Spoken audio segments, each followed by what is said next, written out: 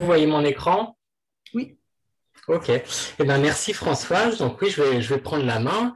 Et donc, comme tu l'as dit tout à l'heure, là, dans ce projet TTT, une des missions que nous sommes fixées, c'est de fabriquer un package donc dans l'écosystème R qui permettent de reproduire un certain nombre de traitements ou de représentations qu'avait développé Tobler. Donc l'idée, c'est pas de tout faire, d'être exhaustif, c'est de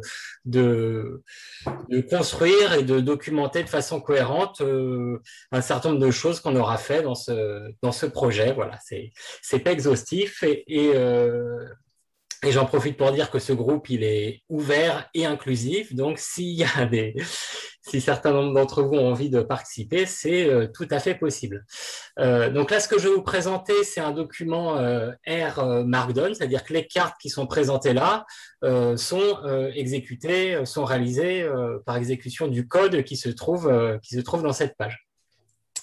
Donc la première chose que je fais, c'est d'ouvrir le package TTT qui est en construction, qui comprend actuellement qu'un petit nombre de fonctions. Et moi, je vais vous présenter juste la fonction permettant de représenter les cartes de flux dont a parlé Françoise. Alors pour faire ça, je suis parti d'un jeu de données, donc matrice origine-destination sur les migrations dans le monde. Donc ça, c'est des données produites par l'ONU à différents pas temporels. Donc origine-destination pays par pays ou région vers région. Donc moi, j'ai utilisé uniquement les données par région pour limiter le nombre d'entités géographiques. L'avantage quand on travaille dans R, c'est que ce type de tableau avec une en-tête un peu longue, des colonnes qui servent à rien, on va pouvoir le digérer assez facilement pour le convertir dans le flux du programme en un tableau intelligible. Donc ici, je l'ai mis sous la forme IJ-FIJ, donc origine, destination et valeur du flux, et pour lequel j'ai seuillé pour ne retenir que les flux internationaux supérieurs à 1,5 million de personnes. Voilà, le but, c'est d'alléger la lecture de la carte pour qu'elle soit intelligible. Donc, après avoir sélectionné mes données, la deuxième chose que je fais aussi, ça va être de définir un modèle cartographique. Donc, ça, c'est pareil, dans l'écosystème de R, ça va assez vite. On va utiliser les fonctionnalités du package SF qui permet d'utiliser les différents fonds de carte, les différents systèmes de projection, comme si on était dans un système d'information géographique. Donc, en 2 lignes, je peux définir un système de projection et importer un fond de carte. Et avec le package MapSF, donc là qui propose un certain nombre de fonctionnalités sur la cartographie, je vais définir, pareil, en quelques lignes, un template cartographique dans une projection donnée avec des styles graphiques donnés. Et on obtient un fond de carte avec les régions du monde sur un fond noir et gris. On en parlait hier.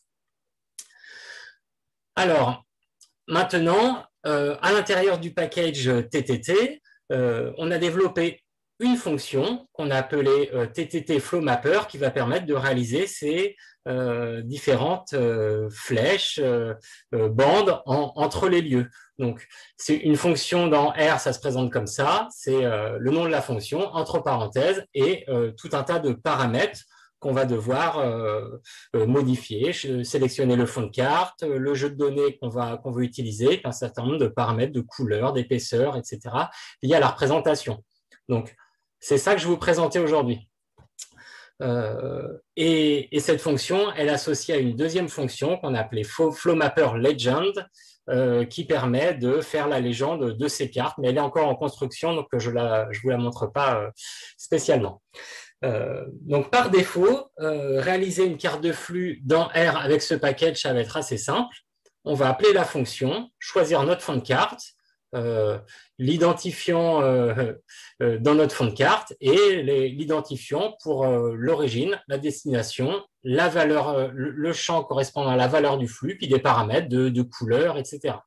Par défaut, on va choisir le type flèche pour représenter la carte. Donc, ce code-là réalise cette carte-là. Donc, qu'est-ce que ça fait? À partir de données origine-destination, on dessine des flèches, donc des rectangles orientés de l'origine vers la destination. Donc ici, tout est représenté, c'est-à-dire qu'on peut se retrouver par endroits avec un système de double flèche, sachant que j'ai essayé à 1,5 million de personnes, donc il n'y a pas des doubles flèches partout, mais ici, il y en a. Et dans ces cas-là, le package fait en sorte que les deux flèches ne se superposent pas, mais se décalent les unes par rapport aux autres. Là, de la même façon, j'ai choisi de trier les flèches en mettant les grosses flèches au-dessus des petites. Alors ça, c'est toujours un grand débat. Généralement, en cartographie, on va avoir tendance à mettre les petits objets au-dessus, mais dans les graphes, on va avoir tendance à mettre l'inverse pour rendre visible le plus possible les gros flux. Donc là, dans le package, on a un paramètre, excusez-moi, qui permet de trier ici. Est-ce qu'on trie du plus petit au plus grand ou du plus grand au plus petit? Alors, comme expliquait Françoise tout à l'heure, ici, ce que j'ai fait varier, c'est j'ai fait varier l'intensité du flux en fonction de l'épaisseur de la flèche, comme on le fait assez classiquement. Donc, ce qu'on propose dans ce package, c'est de faire varier cette valeur en fonction de la surface de la flèche, ce qui aboutit au final à maximiser la représentation des flux de courte distance et minimiser la représentation des flux de longue distance. D'une certaine façon, c'est une façon de pondérer la perception visuelle par la distance. Françoise, tu compléteras si tu as des choses à ajouter sur ce point.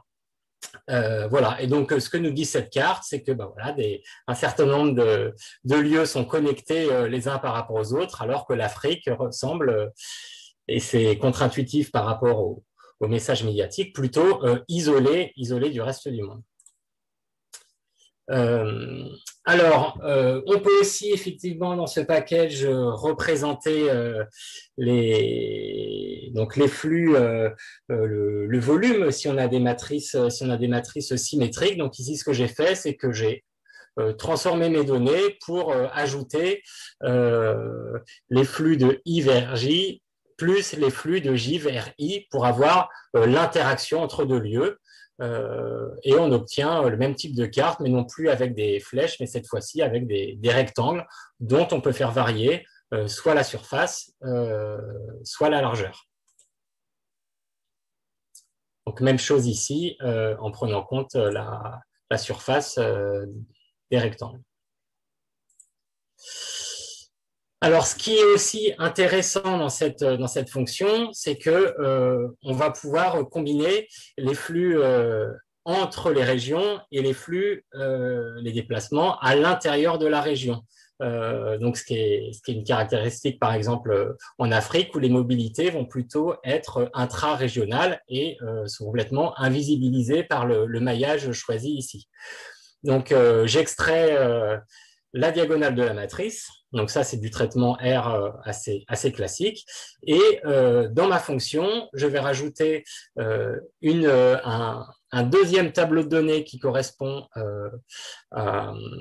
aux flux intra-régionaux et je définis de la même façon une couleur, une épaisseur de tracé, une taille, etc. Et donc, dans la même fonction, je vais mélanger des flèches et des symboles proportionnels qui correspondent à...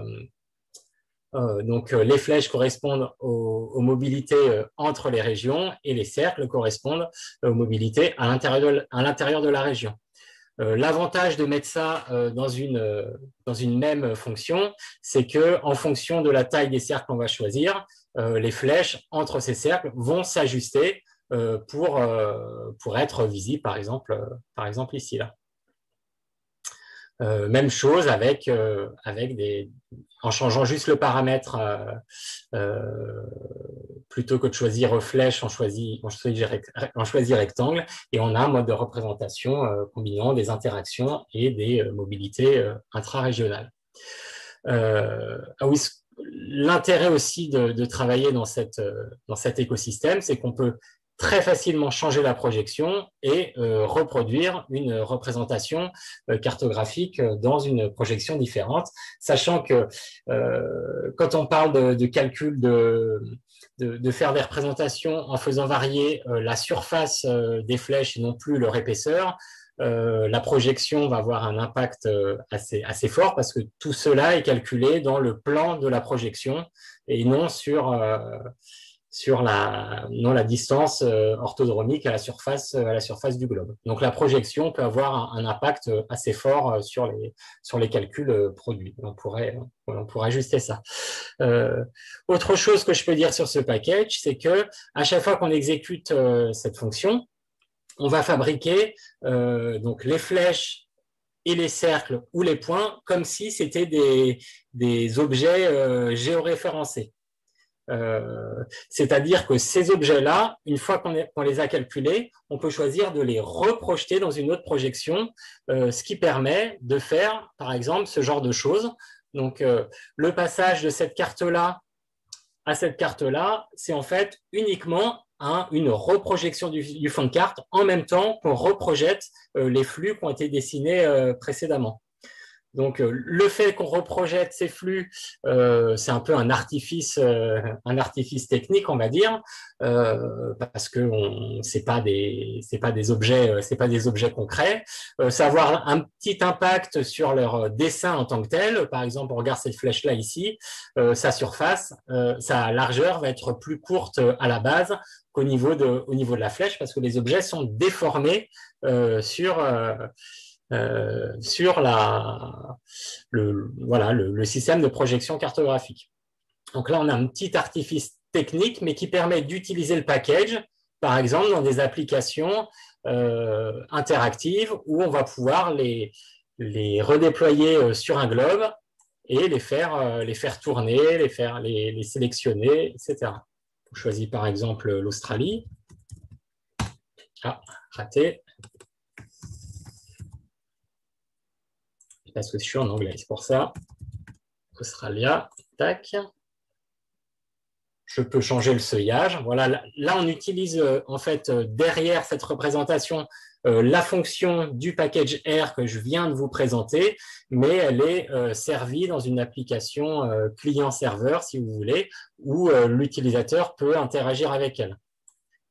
Donc là, c'est les flux depuis l'Australie, et on peut très bien faire les flux vers l'Australie. Donc là, c'est l'inverse. On peut changer le seuillage, on peut changer de pays, etc. En Bermude, il n'y a rien.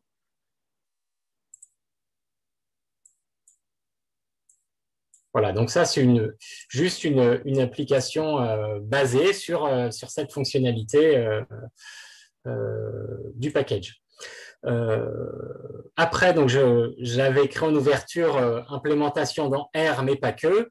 C'est que, en fait, de plus en plus, en ce qui me concerne, je vais être amené à développer ce type de choses dans l'environnement observable ou observable qui a été évoqué hier dans 2 présentations, qui est un écosystème qui permet de développer en JavaScript directement dans le navigateur web et qui permet de documenter son travail et partager son travail en toute transparence et de façon très, très simplifiée, ce qui permet à quelqu'un comme moi qui ne suis pas du tout développeur JavaScript d'arriver quand même dans cet univers-là à faire des choses assez sympas.